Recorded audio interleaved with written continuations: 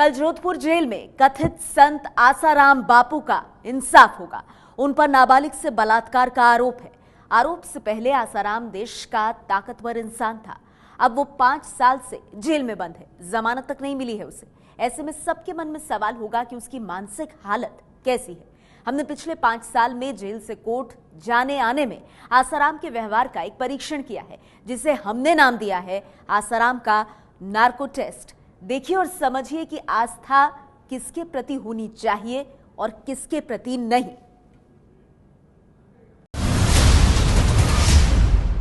जोगी रे मारे फिर तेरी जोत जगाए जा, एक झलक मेरे जोगी की बिगड़ा भाग्य बनाए।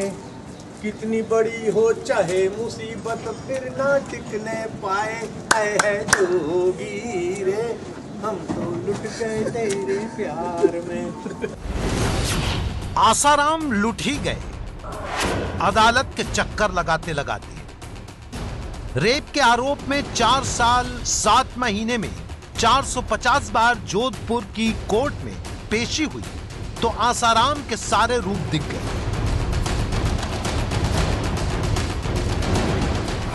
जब आसाराम सलाखों के पीछे नहीं गए थे तब भी प्रवचन से ज्यादा ड्रामों के लिए सुर्खियों में रहे। जो सुबह के सत्र में नहीं थे अभी आए, हाथ ऊपर करो।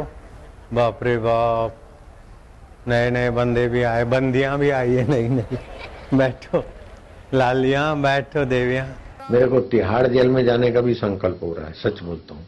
बाहर से तो 4 दीवारी, ऊपर से कौन रोके। मैं हेलीकॉप्टर वाले को बोला जरा राउंड ले ले। बोले बापू वो तिहाड़ जेल है। मैं क्या जरा ले उधर। कभी आने का सोच रहा है तो कैसे आऊं? नहीं जाऊं। अरे कैदी के नहीं जाऊंगा, शहंशाह होके जाऊंगा। पर जब जेल हो गई तो सारी शहंशाही फुर्र हो गई। और फिर जो नाटक आसाराम ने जेल से कोर्ट के बीच में किए वो सब उनके मानसिक संतुलन की गवाही देते हैं। आज आसाराम की उसी मानसिक स्थिति का नार्को टेस्ट आप देखेंगे। कितनी बड़ी हो चाहे मुसीबत फिर ना टिकने पाए। आए है जोगी रे हम तो लुट गए तेरे प्यार में। 3 साल पुरानी तस्वीरें हैं। आसाराम 200 बार कोर्ट के चक्कर काट चुके थे। सोचिए दिमाग में क्या चल रहा होगा कि कभी भगवान कृष्ण की तरह बांसुरी के इशारे कर रहे थे तो कभी तालियां पीट रहे थे। जेल के 1694 दिनों में जब जब आसाराम कोर्ट जाने के लिए कालकोठरी से बाहर निकलते, उनके समर्थक जेल से कोर्ट के बीच रास्ते भर में इकट्ठा होते थे। भक्तों की मौजूदगी में आसाराम ऐसी नौटंकी करता जैसे मीडिया की वजह से वो जेल पहुंच गया है। हम टेंशन नहीं पालते, तुम काहे को पालते? इधर फेंक कुएं में, जो होगा देखा जाएगा। तो कभी सुनवाई के बाद कोर्ट से बाहर निकलकर सीधे सवालों के बेहद बेतुके जवाब देता जो उसकी मानसिक स्थिति की खिड़की को दुनिया के सामने खोलते थे। गधों की श्रेणी में,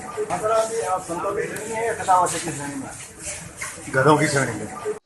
आमतौर पर आक्रामक रहने वाले आसाराम एक बार कोर्ट से जेल के लिए निकले तो पत्रकारों को देखकर रोने लगे, जो उनके दिमाग की भीषण उथल पुथल को दिखाता है। रो क्यों रहे हैं आप? आंसू क्यों आए? भाव होता है ना, आखिर मनुष्य का दिल है, पत्थर तो नहीं ना बेटे। ईश्वर के लिए भी रोए थे तो ईश्वर के प्यारों के प्रेम में भी तो आंखें बह जाते ना। आंसू दुख के नहीं है, भाव के। जब धीरे धीरे आसाराम बापू की जमानत की उम्मीदें धूमिल होने लगी, बड़े बड़े तुर्रम खा वकीलों को लगाने के बावजूद, तो अदालत से जेल के रास्ते पर उनकी निराशा साफ दिखती थी।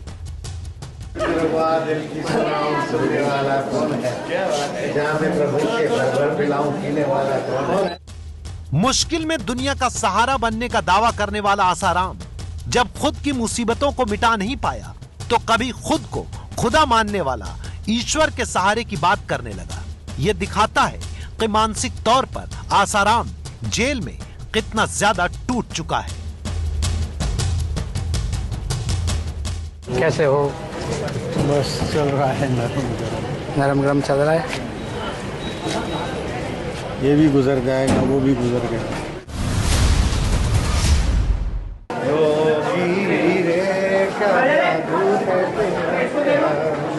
वो आज गाना गा रहे हो? आज कोई विशेष गाना गा रहे हो आज? हाँ, हम तो भगवान का गान भजन तो गाते ही रहते हैं। भजन नहीं है गाना ये। गम का जहर जिनको पीना आ गया, ये हकीकत है कि जहाँ में उनको जीना आ गया। ये भी देख, वो भी देख, देखत देखत ऐसा देख, मिट जाए धोखा रह जाए एक। कोर्ट के फैसले के इंतजार में आपने टेंशन में कई आम लोगों को और हस्तियों को देखा होगा, लेकिन आसाराम के जितने रूप दिखे वैसा बहुरूपिया व्यक्तित्व शायद ही किसी और का देखा होगा। भजन गाते गाते आसाराम आंखों के सुरमे तक पहुंच जाते थे, जो उनकी विचलित मानसिक स्थिति की नब्ज दिखाते हैं। जाने के पहले तुमको मोती पृष्टि वाला सुरमा देके जाऊंगा, ताकि मोतिया ना आए और नजर तेज रहे। अखबार पढ़ लेता हूँ। सुरमा मेरा निराला, आंखों में जिसने डाला, जीवन हुआ उजाला, है वो ही नजर वाला। हरी हरी। आसाराम कभी दर्द की बातें करते थे तो कभी दवा बताने लगते। सलमान जैसे सुपरस्टार के जेल में 2 दिन साथ बिताने के बाद आसाराम ने यहां तक दावा कर दिया कि उनके कहने पर सलमान सिगरेट छोड़ देंगे। वो मेरी बात मान गए, सिगरेट छोड़ेंगे और कॉफी ज्यादा पीते वो भी छोड़ेंगे। आपके तो फैन हो गए बापू सलमान, आपके फैन हो गए। सूत्र बताते। सूत्रों की मानो तो मुझे मौन रहना चाहिए। हालांकि मौन रहने का फंडा ज्यादा दिनों तक चलता नहीं था। ये वही आसाराम है जिसने 3 साल पहले 2015 में हिट एंड रन केस में बॉम्बे हाई कोर्ट से सलमान की जमानत मिलने पर तंज कसा था। सलमान को मिली जमानत वो जल्द भुन गया था। सलमान ने क्या जादू चला दिया, 20 मिनट भी अंदर नहीं गया और 20 महीने हो गए। तो सर हमारा जमानत के लिए स्पेलिंग में कहीं गलती। बाबू आपका जादू नहीं चला क्या बात? हमारा जादू हमारे लिए नहीं चलता, सलमान से सीखना पड़ेगा। आसाराम की हालत दिखाने के लिए आपको एक और बयान सुनाते हैं जो 2.5 साल जेल में बिताने के बाद उन्होंने दिया था। जेल में उम्र नहीं बढ़ती। आए थे जेल में तो 76 साल के, अभी भी 76 के ही है। 2.5 साल हो गए इधर। जेल में रहने की आयुष्य नहीं बढ़ती ना, हंसते खेलते निकालने हैं जिंदगी के दिन, और क्या। मनोरोग की पढ़ाई में बताया जाता है कि जब आदमी विपरीत स्थितियों में अपने स्वभाव से ज्यादा खुश या दुखी दिखे तो समझिए कि वह अवसाद का शिकार है। जेल से कोर्ट यात्रा में आसाराम कई बार अपने स्वभाव से ज्यादा खुश और विचित्र व्यवहार करते देखे गए। जोगी रे मारे हृदय जोत जगाए जा, एक झलक मेरे जोगी की बिगड़ा भाग्य बनाए। आसाराम प्रवचन में जैसा खुद को अवतार दिखाता था, वैसा ही जेल में रहकर भी अपने भक्तों के सामने खुद को पेश करना चाहता था। इसलिए पेशी के दौरान कैमरा देखकर आसाराम की भाव भंगिमाएं बदल जाया करती थी।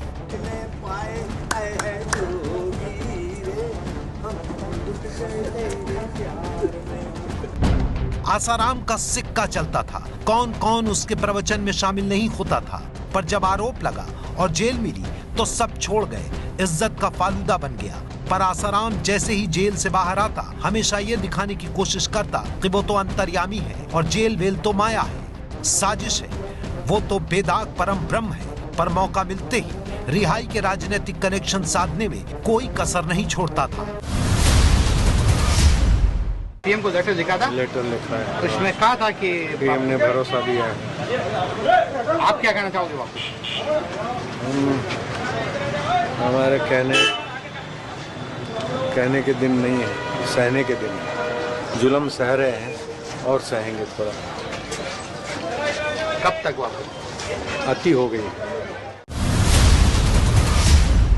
सबसे भली चुप, सबका मंगल। जय। ये नौटंकी वो इंसान करता रहा जिस पर पॉक्सो समेत गंभीर धाराओं में मामला दर्ज है और जिसकी आध्यात्मिकता के पर खच्चे उड़ चुके हैं। नाबालिग से रेप के आरोप के बाद इसलिए सुनवाई रोज होती थी। आपको अपनी टीवी स्क्रीन पर जो ड्रामा आसाराम ने दिखाया, दरअसल उसकी कीमत देश के आम लोगों ने चुकाई। आसाराम की पेशी के वक्त 50 और कई बार 50 से ज्यादा सुरक्षा कर्मियों की तैनाती की जाती थी। आसाराम को वज्र वाहन में कोर्ट ले जाया जाता था, साथ में पुलिस की 3 चेतक गाड़ियां होती थी। हर साल आसाराम की पेशी पर करीब 1.5 करोड़ रुपए खर्च हुए। यानी अब तक आसाराम को पेशी में ले जाने के लिए सरकार 7 करोड़ रुपए खर्च कर चुकी है। ये है एबीपी न्यूज़, आपको रखे आगे।